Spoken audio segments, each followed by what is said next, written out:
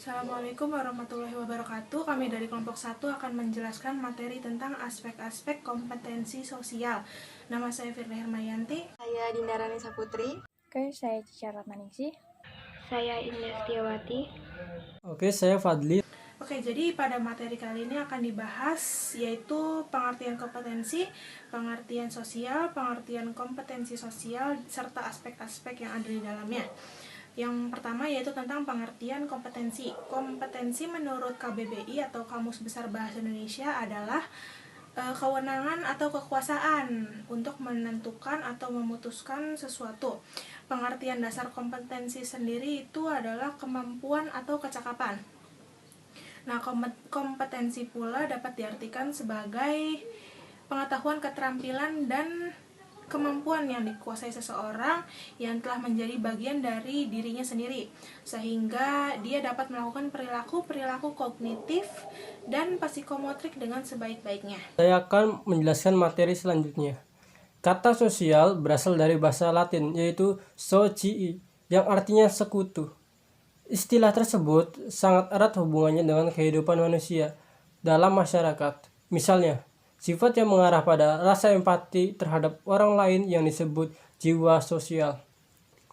Sehingga pengertian sosial dapat didefinisikan sebagai rangkaian norma, moral, nilai dan aturan yang bersumber dari budaya masyarakat dan dipakai sebagai acuan dalam interaksi antar manusia dalam suatu komunitas. Dan materi selanjutnya akan dijelaskan oleh Indah. Saya akan menjelaskan tentang kompetensi sosial. Menurut Bukhari Altma, kompetensi sosial adalah kemampuan yang dimiliki oleh guru untuk berkomunikasi dan berinteraksi secara efektif di lingkungan sekolah maupun di luar lingkungan sekolah. Kompetensi sosial merupakan kompetensi yang dimiliki oleh guru sebagai bagian dari masyarakat. Sekurang-kurangnya memiliki kompetensi yang pertama, berkomunikasi secara lisan, tulisan maupun isyarat. Yang kedua, mampu menggunakan teknologi komunikasi dan informasi secara fungsional. Dan yang ketiga, bergaul secara efektif kepada siswa, tenaga pendidik maupun sesama pendidik dan orang tua atau wali siswa.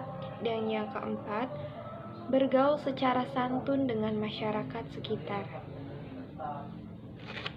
Oke, seperti yang tadi telah dijelaskan oleh Indah, sekarang saya, Dinda Ranisa Putri, akan menjelaskan lanjutan dari penjelasan Indah.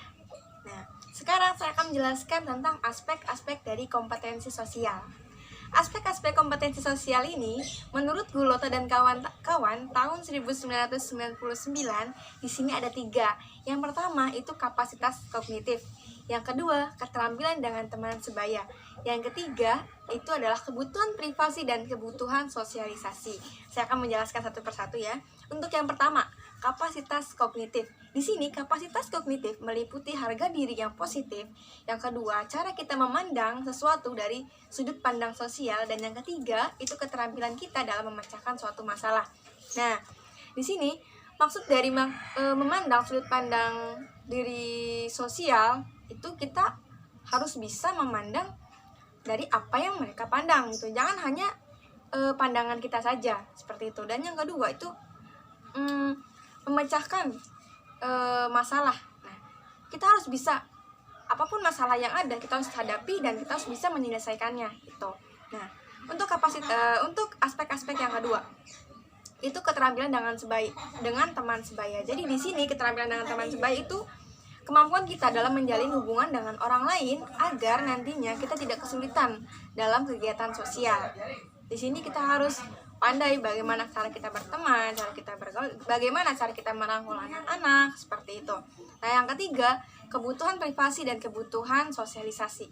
Kebutuhan privasi di sini adalah kebutuhan kita untuk diri kita sendiri tanpa adanya pengaruh orang lain. Nah, yang kedua, kebutuhan sosialisasi. Nah, kalau kebutuhan sosialisasi itu kebutuhan kita untuk terlibat dalam setiap kegiatan sosial.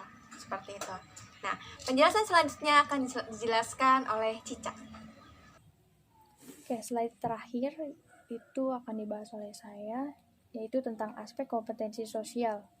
Atau secara umum itu ada 6. Yang pertama, itu ada model keterampilan sosial, kedua pemberian reward, ketiga empati dan persepsi pribadi, keempat kecerdasan sosial dan pemecahan masalah, kelima asertivitas, dan yang keenam komunikasi verbal dan non-verbal. Oke, sekian presentasi dari kami.